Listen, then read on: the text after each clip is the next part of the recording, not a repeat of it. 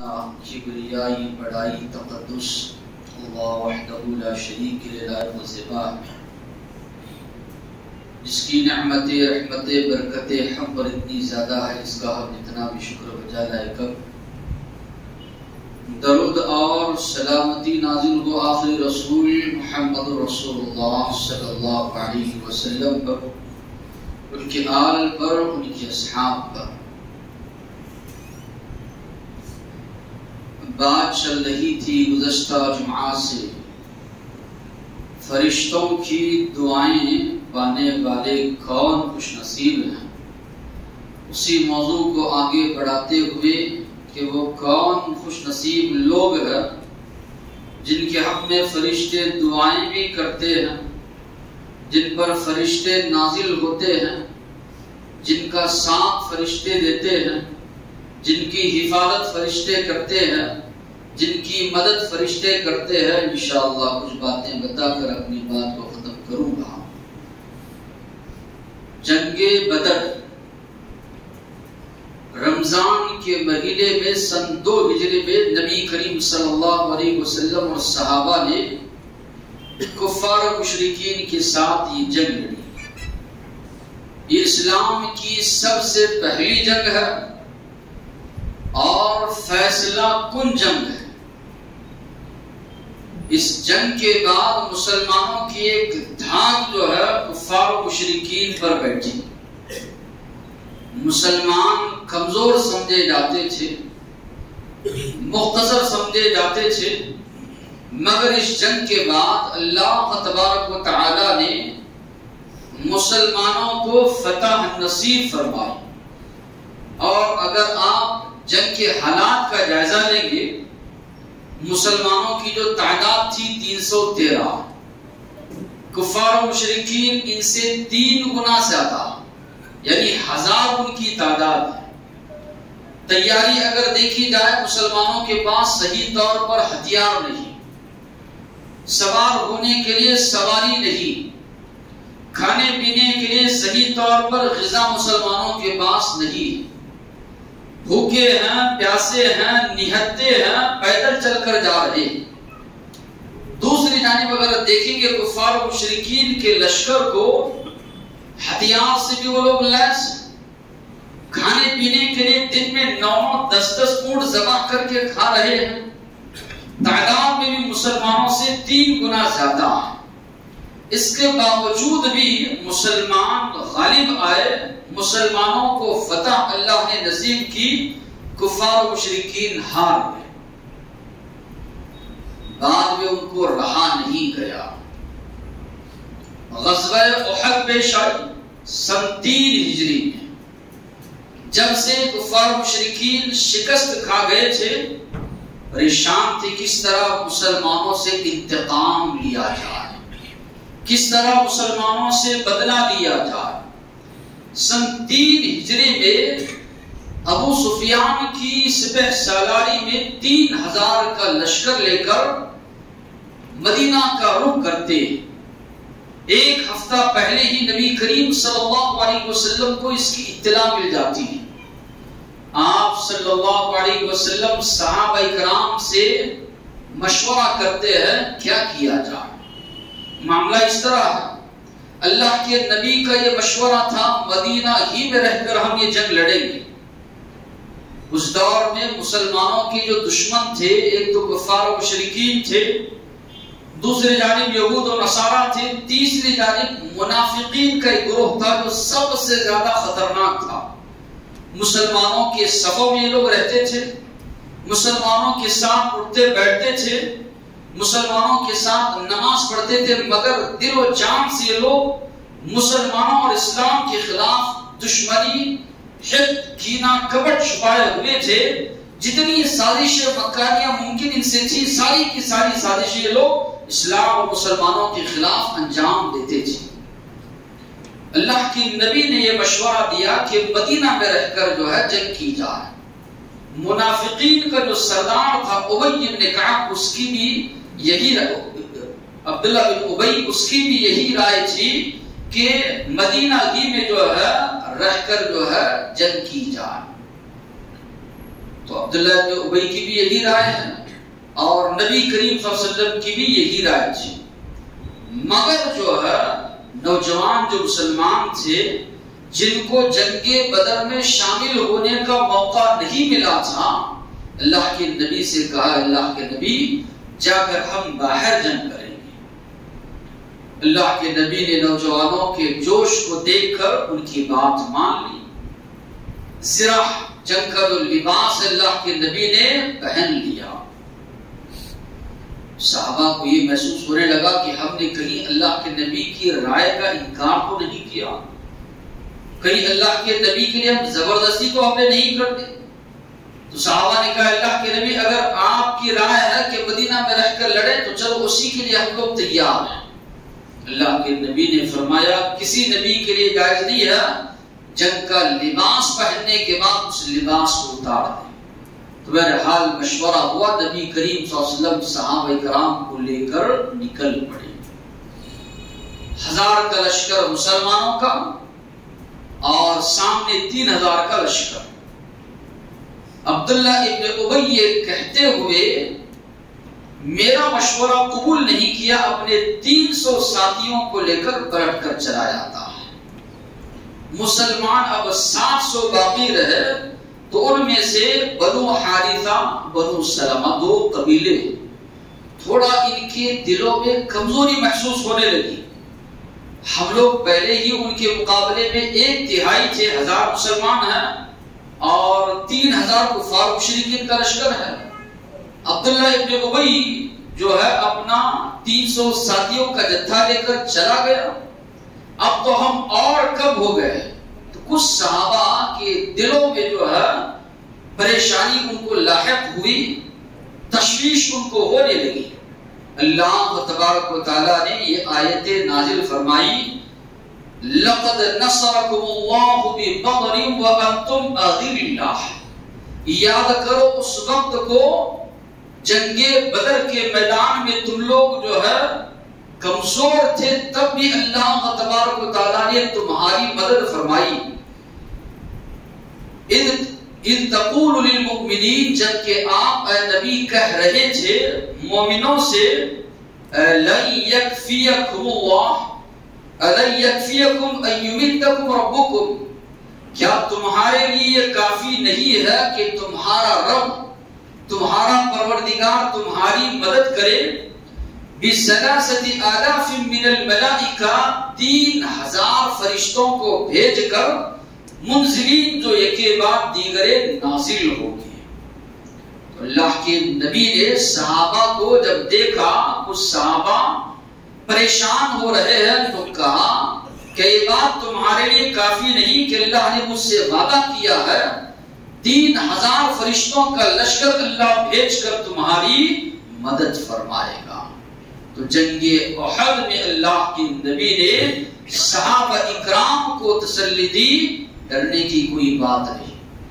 نکلے ہو اللہ کے راستے میں، نکلے ہو تمہارا مقصد یہ ہے اللہ کے کلمے کو بلند کرنا ہے، نکلے ہو تمہارا مقصد یہ ہے اللہ کی توحید کو عام کرنا ہے، شرک کو مٹانا ہے، یقیناً اللہ تبارک و تعالیٰ کی مدد تمہارے ساتھ شامل حال رہے گی، اللہ کی مدد تم پر نازل ہوگی. تو معلوم یہ ہوا اللہ کے فرشتے ان مسلمانوں پر نازل ہوتے ہیں، ان مسلمانوں کی مدد کرتے ہیں، ان مسلمانوں کا ساتھ دیتے ہیں جو مسلمان ایمان لانے کے بعد ایمان پر ڈٹ جاتے ہیں، ایمان پر جم جاتے ہیں. اللہ تبارک و تعالیٰ نے سورہ فصلت میں فرمایا ان الذین قالوا ربنا اللہ. غور کرنے کی بات یقیناً جو لوگ کہتے ہیں ہمارا رب اللہ، ثم استقاموا پھر اسی پر جم جاتے ہیں، ڈٹ جاتے ہیں، استقامت اختیار کرتے ہیں.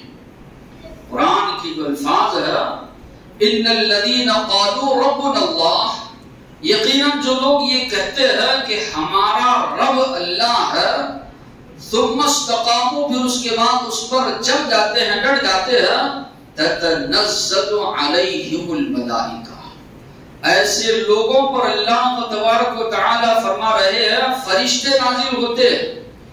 اللہ تخافو، فرشتے کہتے ہیں ڈرو مت، ولا تحزنوا، نہ غم زدہ ہو، وابشروا، خوش ہو جاؤ، بالجنہ، اس جنت سے، التی کنتم توعدون، جس کا تم سے وعدہ کیا جا رہا ہے. نحن اولیاؤکم فی الحیات الدنیا وفی الآخرہ، ہم تمہارے دوست ہیں، تمہارے ساتھی ہیں، تمہاری مدد کرنے والے ہیں دنیاوی زندگی میں اور اخروی زندگی میں. وَلَكُمْ فِيهَا مَا تَشْتَهِي أَنفُسَكُمْ، وہاں پر تمہارے لیے وہ ساری چیزیں ملیں گی جو تمہارے نفس جو ہے چاہیں گے. وَلَكُمْ فِيهَا مَا تَدَّعُونَ، تمہارے لیے وہ ساری چیزیں ملیں گی جس کا تم لوگ مطالبہ کرو گے، خواہش کرو گے.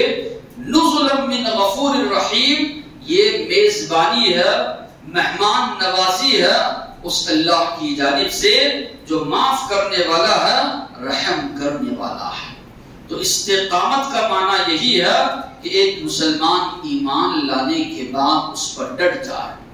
زندگی بھر چاہے حالات کیسی بھی ہو، دنیا ادھر کی ادھر ہو جائے، ایک اللہ کی عبادت، ایک اللہ کی بندگی پر کاربند رہے، عمل پیرا رہے، توحید کی دعوت دوسروں تک پہنچاتا رہے، شرک سے لوگوں کو بچاتا رہے. اسی کا معنی استقامت. ابراہیم علیہ السلام سے کہا گیا آپ کو آگ میں ڈالا جا رہا ہے، جو بتوں کی عبادت سے لوگوں کو روک رہے تھے، ایک اللہ کی عبادت کی طرف دعوت دے رہے تھے. ابراہیم علیہ السلام پیچھے نہیں ہٹے، اللہ کی مدد ان کے شامل حال رہی. مسلمانوں نے اللہ کی توحید کا اقرار کیا، مکہ میں ظلم کے پہاڑ توڑے گئے، تھوڑا بھی مسلمان پیچھے نہیں ہٹے.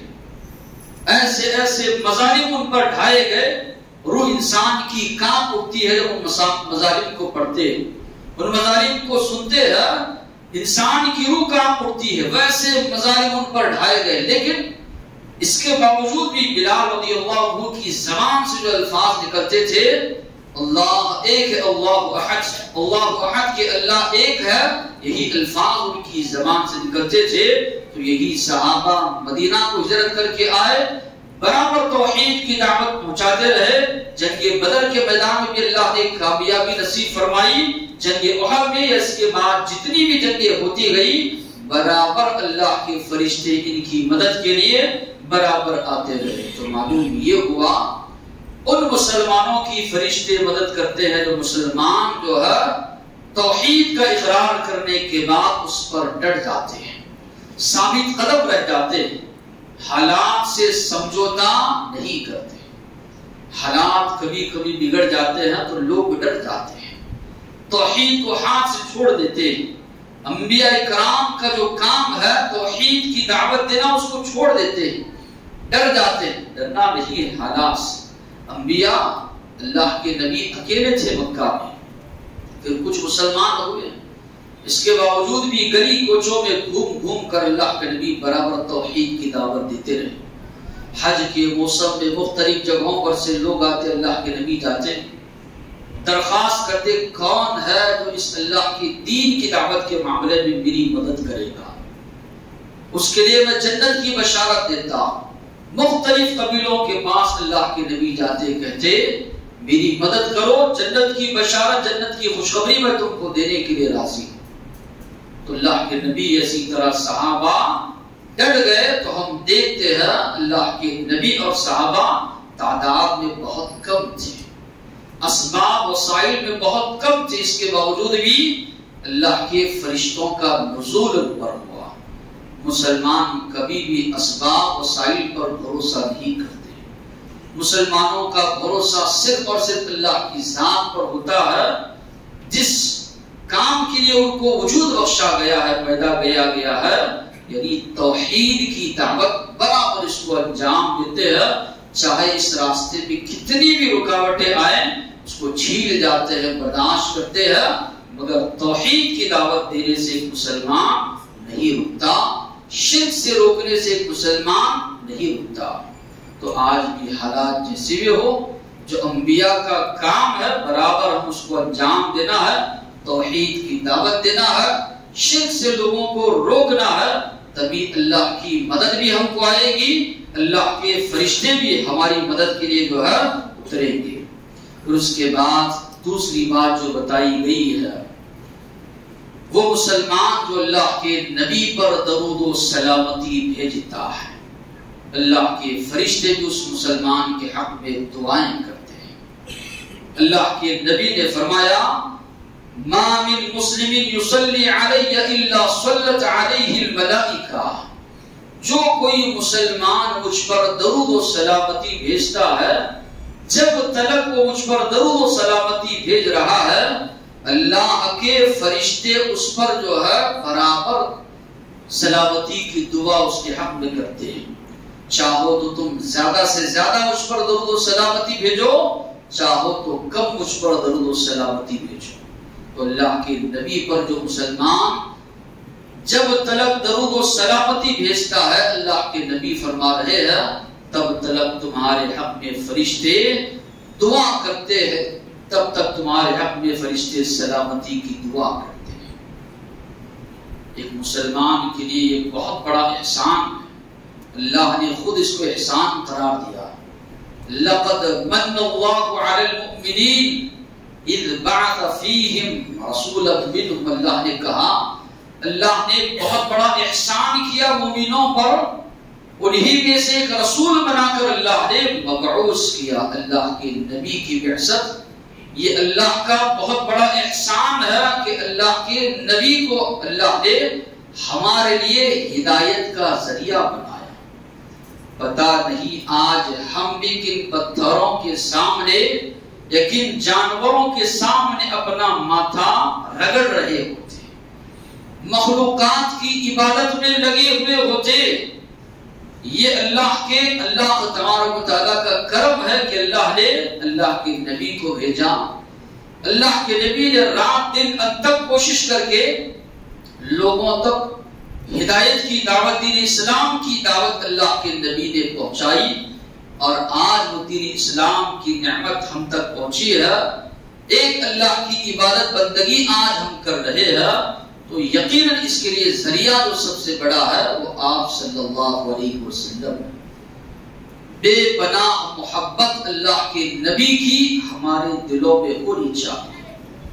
اللہ کے بعد اس کائنات میں سب سے زیادہ محبت اگر کسی سے کی جائے تو اللہ کے آخری نبی محمد الرسول اللہ صلی اللہ علیہ وسلم۔ اللہ نے خود فرمایا اللہ کے نبی تمہارے لیے تمہاری جان سے زیادہ بڑھ کر اللہ کے نبی کا مقام و مرتبہ ہے۔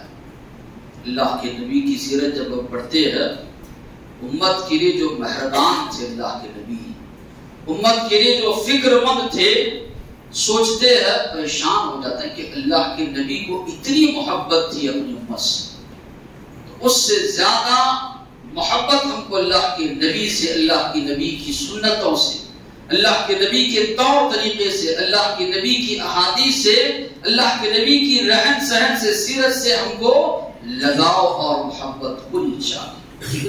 اور یقین مانیے وہی مومن، وہی مسلمان اللہ کے نبی پر کثرت سے زیادہ درود و سلامتی بھیجے گا جس کے دل میں اللہ کے نبی کی زیادہ محبت ہوگی۔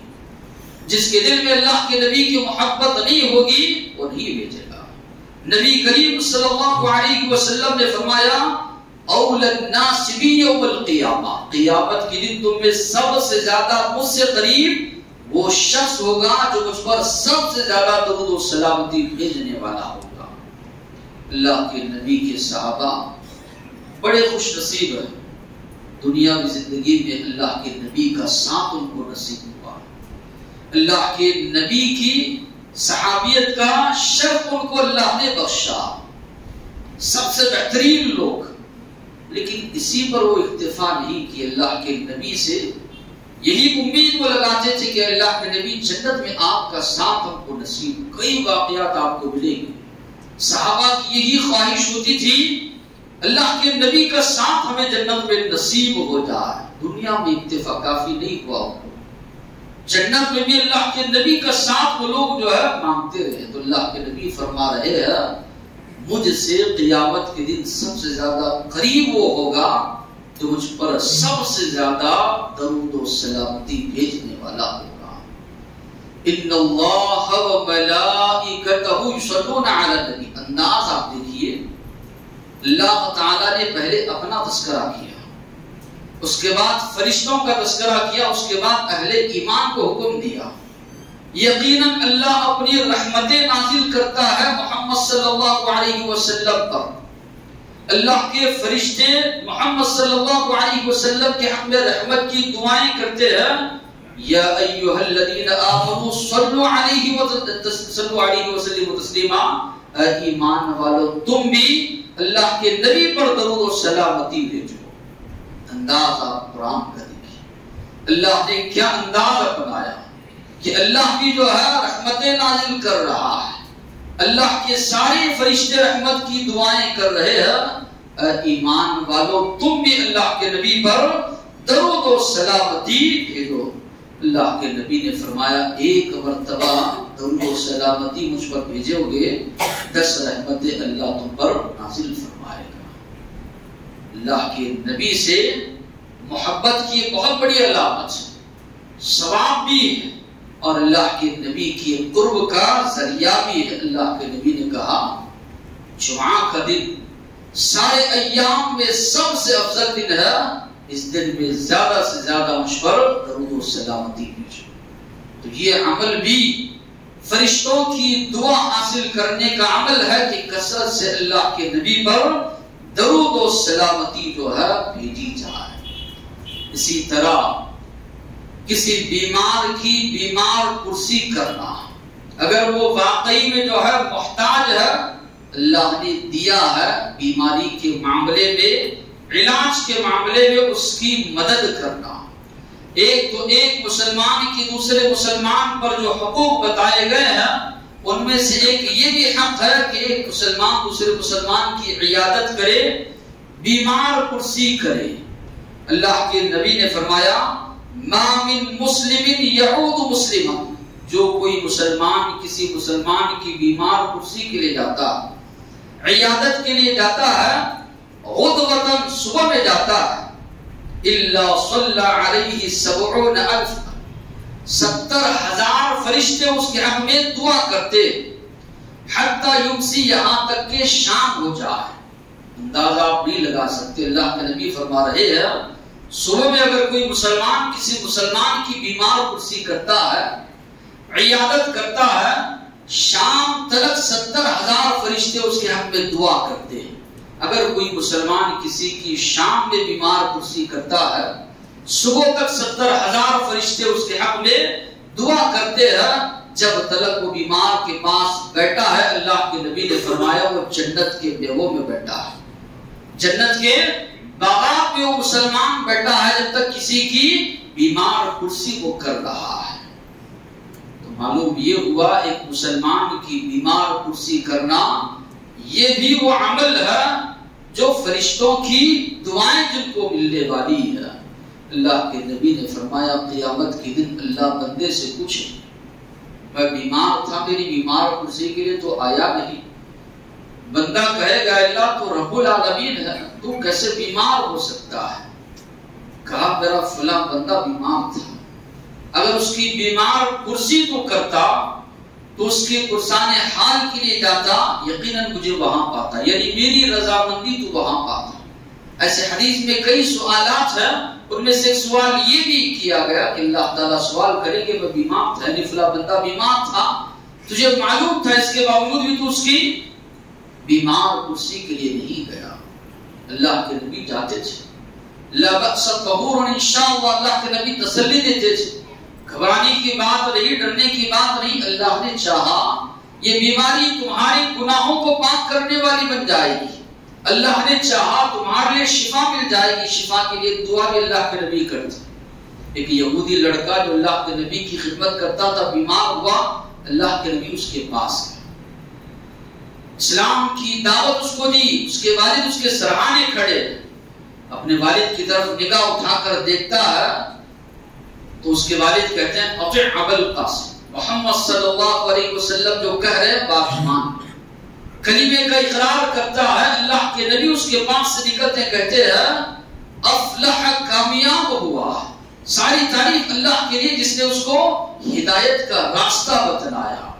تو اللہ کے نبی بیمار کرسی کے لیے جاتے تھے، ایک مسلمان کی جو دوسرے مسلمان پر حقوق ہے، اللہ کے نبی نے فرمایا ایک مسلمان دوسرے مسلمان کی بیمار کرسی کرے، صبح میں اگر کوئی کرتا ہے اللہ کے نبی نے فرمایا 70,000 فرشتے شام تک اس کی جو ہے حق میں دعا کرتے ہیں، شام میں کرتا ہے تو صبح تک 70,000 فرشتے اس کے حق میں دعا کرتے ہیں۔ اسی طرح وہ عمل جس کے ذریعے ایک مسلمان فرشتوں کی دعاؤں کا مستحق ہوتا ہے، سحری کھانا ہے۔ اللہ کے نبی نے فرمایا السحور کلہ برکہ، سحری میں ساری کی ساری سحری میں اللہ نے برکت رکھی ہے، فلا تدعوه، سحری کھانا مت چھوڑو، ولو ان یجرع احدکم جرعة من ماء، اگرچہ ایک گھونٹ پانی ہی پینا ہو پی لو مگر سحری کرو، فإن اللہ عز وجل وملائکته یصلون علی المتسحرین، اللہ تبارک و تعالی اللہ کے فرشتے سحری کرنے والوں کے حق میں رحمت کی دعائیں اللہ نازل کرتا ہے، اور فرشتے رحمت کی دعائیں کرتے ہیں۔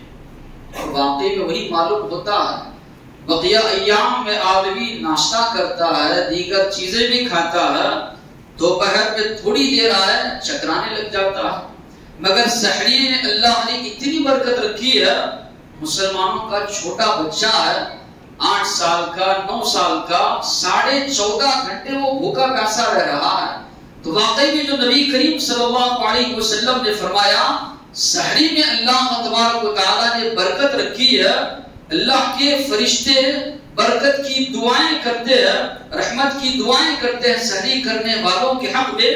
یہ دعا کی تاثیر معلوم ہوتی ہے کہ اتنا لمبا روزہ ہونے کے باوجود بھی، شدت کی دھوپ ہونے کے باوجود بھی، شدت کی پیاس لگنے کے باوجود بھی، بڑے تو بڑے مسلمانوں کے چھوٹے چھوٹے بچے برداشت کر رہے ہیں، تو واقعی میں جو نبی نے فرمایا سحری کھانے میں برکت بھی ہے اور اللہ کے فرشتے ان کے حق میں دعا بھی کرتے ہیں۔ کئی ایسے موقع ہیں جس میں نبی کریم صلی اللہ علیہ وسلم نے فرمایا فرشتے وہاں پر موجود ہوتے ہیں، فرشتے آتے ہیں، فرشتے پہنچتے ہیں۔ ایک ہے فجر اور عصر کی نماز، اس کا معنی یہ نہیں ہے کہ ظہر چھوٹ ہے، مغرب چھوٹ ہے، عشاء چھوٹ ہے، الگ الگ انداز سے الگ الگ نمازوں کی جو ہے فضیلت بتائی گئی ہے۔ تو جو الفاظ استعمال ہوئے ہیں یتعاقبون فیکم ملائکۃ باللیل وملائکۃ بالنہار، اللہ کے نبی نے فرمایا صبح شام فرشتے تمہارے درمیان آتے جاتے ہیں، فجر کی نماز میں جو آئے تھے وہ عصر تک رکتے ہیں، عصر میں دوسرے فرشتے آتے ہیں وہ فرشتے چلے جاتے ہیں جو فجر میں آئے تھے، تو یہ رکتے ہیں، فجر کو یہ چلے جاتے ہیں۔ جب یہ فرشتے اللہ تبارک و تعالیٰ کے پاس جاتے ہیں تو اللہ تعالیٰ سوال کرتے ہیں کیف ترکتم عبادی، کس طرح تم لوگوں نے میرے بندوں کو چھوڑا ہے، حالانکہ اللہ تو ساری چیزیں جانتا، مگر فرشتوں کی زبانی اپنے بندوں کی وہ تعریف سننا چاہتا ہے، فرشتوں کی زبانی اپنے بندوں کے حق میں گواہی سننا چاہتا ہے کہ فرشتے جواب دیتے ہیں اللہ جب گئے تب بھی نماز پڑھ رہے تھے، جب آئے اے اللہ تب بھی ہم نماز پڑھ رہے تھے۔ تو محدثین جو یہاں پر باب مانتے ہیں کہ نماز فجر یا نماز عصر با جماعت پڑھنے کی فضیلت ہے، تو لوگ بھی اپنے بارے میں سوچیں، جائزہ لیں، جو گھروں میں نماز پڑھنے کا معمول بنا لیتے ہیں، یہ تنقید نہیں ہے، اعتراض نہیں ہے، جائزہ ہم کو لینا ہے کہ اللہ کے نبی صحابہ کا یہ معمول تھا۔ دنیا کے معاملے میں انسان منمانی کرے گا چل جائے گا، لیکن دین کے معاملے میں آپ کی منمانی نہیں چلے گی، اسی انداز سے آپ کو عمل کرنا ہے۔ اگر آپ یہ چاہتے ہیں کہ آپ کے اعمال اللہ کے دربار میں قبول ہو، اللہ کے نبی کی زندگی، اللہ کے نبی کی سیرت آپ کے لیے اسوہ ہے۔ اللہ کے نبی نے بیمار تھے، آپ صلی اللہ علیہ وسلم آ نہیں سکتے تھے، پیر رگڑ کھا رہے ہیں، تب بھی صحابہ کا سہارا لے کر اللہ کے نبی مسجد کو پہنچ رہے ہیں، جماعت کی پابندی اللہ کے نبی کر رہے ہیں، صحابہ کرام شہادت پانے تک بھی صحابہ کرام کا یہی حال رہا ہے، برابر و پابندی کرتے رہے ہیں. ہم لوگ اگر یہ سوچ لے معمول بنا لے گھروں میں نماز پڑھنے کا، پھر مساجد کی تعمیر کا مقصد کیا باقی رہ جاتا ہے؟ نابینا صاحب اللہ کے نبی سے سوال کرتے ہیں کوئی لانے والا مسجد تک مجھ کو نہیں ہے، بارش ہوتی ہے مدینہ کی گلیاں بہہ جاتی ہے، کیچڑ ہو جاتا ہے، اللہ کے نبی اجازت دیجئے گھر میں نماز پڑھو. پلٹ کر جانے لگے. اللہ کے نبی نے فرمایا بلاؤ ان کو. بلایا گیا. حل تسمعون ندا، اذان سنتے ہو؟ کہاں اللہ کے نبی تب تو تم کو آنا. اندھے آدمی ہے، لانے والا کوئی نہیں ہے، عذر پیش کر رہے ہیں، بارش ہوتی ہے کیچڑ ہو جاتا ہے، نابینا آدمی، اس کے باوجود اللہ کے نبی فرما رہے ہیں آ کر نماز پڑھو.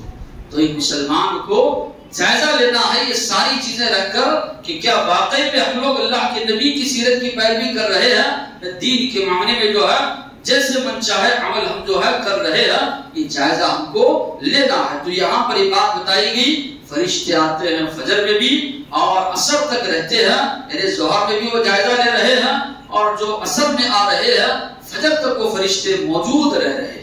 تو نمازیوں کے ساتھ، نماز پڑھنے والوں کے ساتھ جو ہے فرشتے جو ہے موجود رہتے ہیں. دیگر روایات بھی جو ہے اس کا ثبوت ہم کو ملتا ہے. اللہ کے نبی ایک مرتبہ نماز پڑھ رہے ہیں، پیچھے ایک صحابی ہے رفاع بن رافع، اس حدیث کے راوی ہے. سمی اللہ لمن حمد، اللہ کے نبی جب کہا تو وہ صحابی کہنے لگے ربنا ولک الحمد حمدا کثیرا طیبا مبارکا فیہ. نماز ہونے کے بعد اللہ کے نبی نے پوچھا کس نے جو ہے اتنی لمبی دعا کی؟ اب وہ صحابی ڈر گئے. اللہ کے نبی تو صرف اتنا کہتے تھے ربنا ولک الحمد، یا اللہم ربنا ولک الحمد، تو انہوں نے اتنی لمبی دعا پڑھ دی. صحابی صاحب اللہ کے نبی نے کہا میں نے دیکھا 30 سے زائد فرشتے لپک پڑے اس جانب، وہ کلمہ کون لے کر جائے؟ صحابی کہنے لگے اللہ کے نبی میں نے کہا. تو معلوم یہ ہوا فرشتے حاضر ہیں، اس کلمے کو جو ہے لینے کے لیے آگے بڑھ رہے ہیں. اللہ کے نبی نے فرمایا اذا امن الامام فامنوا، جب امام آمین کہتا ہے امام کے ساتھ تم لوگ امام کے بعد آمین کہو. فإنه من وافق تأمینه، اس لیے کہ جس کی آمین فرشتوں کی آمین سے مل جائے گی اس کے اللہ پچھلے گناہ معاف کر دیں گے. تو معلوم یہ ہوا ہمارے ساتھ فرشتے بھی نماز میں شریک ہے، آمین وہ کہہ رہے ہیں، ہماری آمین ان کی آمین کے ساتھ مل جائے گی. اللہ کے نبی نے فرمایا تمہارے اللہ تبارک و تعالی پچھلے گناہوں کو بخش دیں گے، پچھلے گناہوں کو جو ہے معاف فرما دیں گے. نمازوں میں شریک بھی ہو رہے ہیں، ہم اذکار جو پڑھ رہے ہیں اس کو لے کر اللہ کے پاس بھی یہ فرشتے حاضر ہو رہے ہیں، ہمارے اعمال بھی لے کر جا رہے ہیں. ہم آمین کہہ رہے ہیں تو ہمارے ساتھ یہ فرشتے بھی جو ہے آمین کہہ رہے ہیں.